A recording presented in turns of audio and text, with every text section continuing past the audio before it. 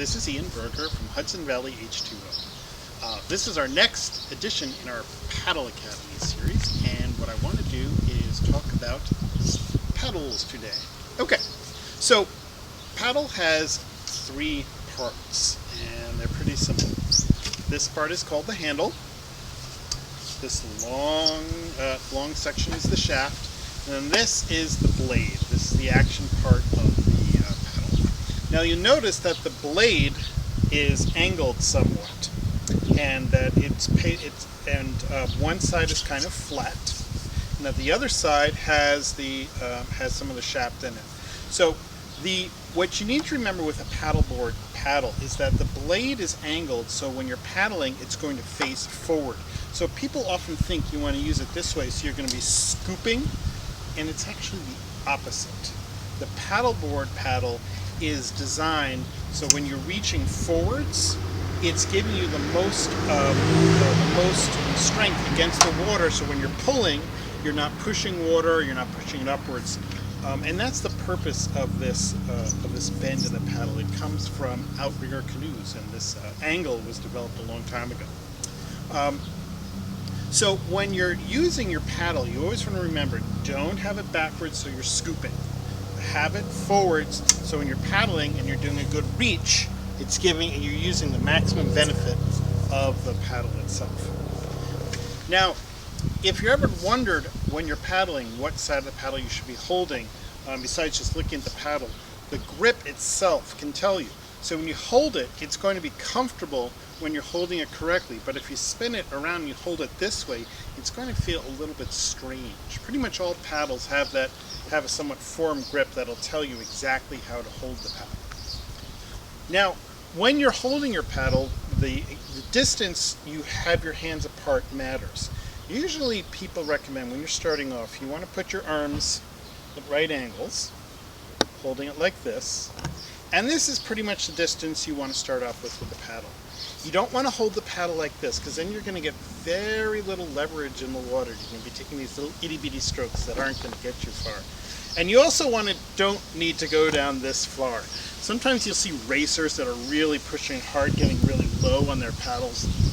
For a racer that might work, but for most normal paddlers, just this distance like this works perfectly well. Okay. Now, you can see here I have two different kinds of paddles that look a little bit different. This is a standard paddle, and as you can see, it's one length, and it's designed for someone of my height. I'm about 5'9", so this paddle is literally cut for me. So someone who's maybe 5'10" or 5'11" could use it, or a little bit shorter, but this would not be an appropriate size paddle for someone who's considerably shorter, considerably taller than me. So if you want to handle that, you want to use something called an adjustable paddle.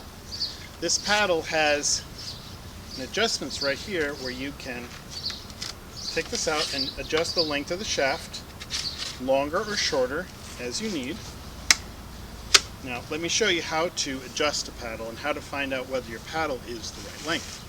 What you do is you take your arm and you put it straight in the air and you bend your wrist. So you're going like this, you're making a right angle. And then you adjust the height of the paddle to reach just the top of your palm. So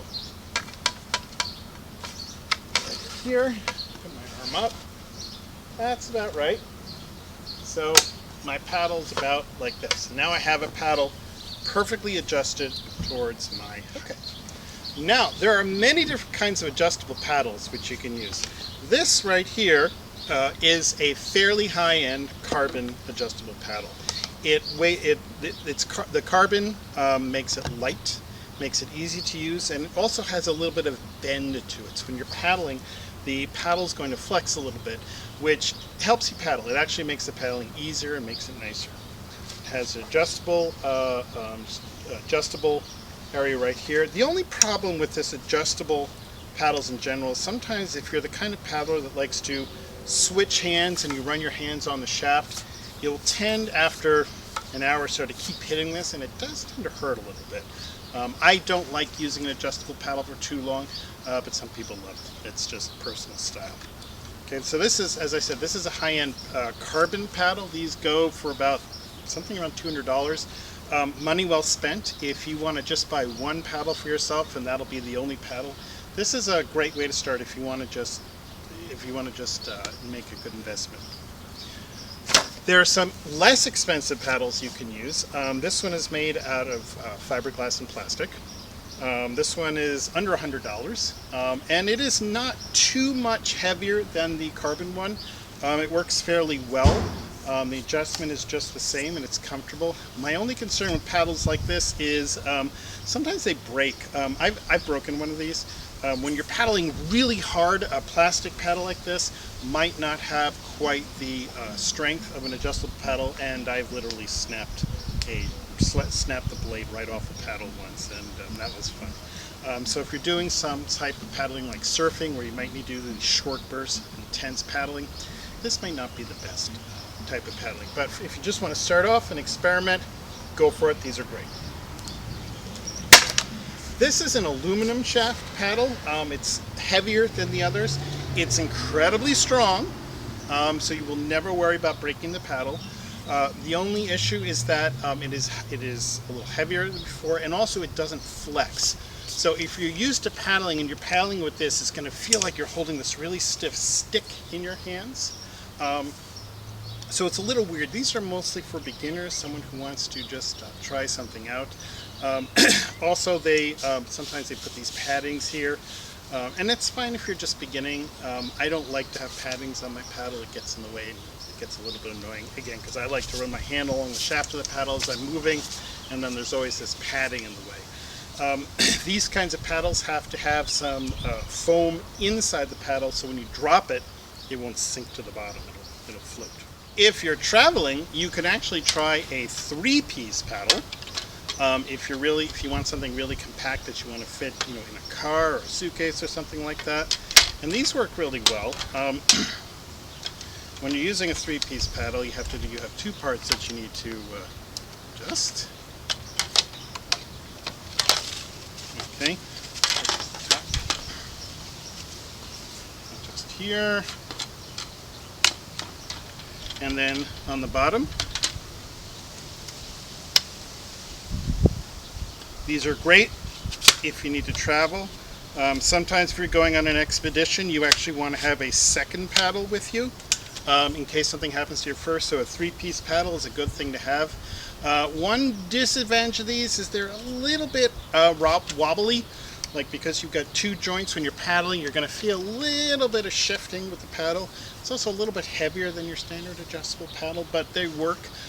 Sometimes I go on vacation and just take this one with me, and it's fun to have, just to have something that if you're not doing serious paddling, if you just want to get in the water, move around, explore a little bit, this is great. Now, getting back to a cut paddle, as I say, this was the paddle I was showing you before. This is a cut paddle cut to my height.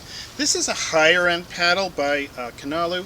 And this is a paddle that's really designed for long distance paddling or for racing or being professional.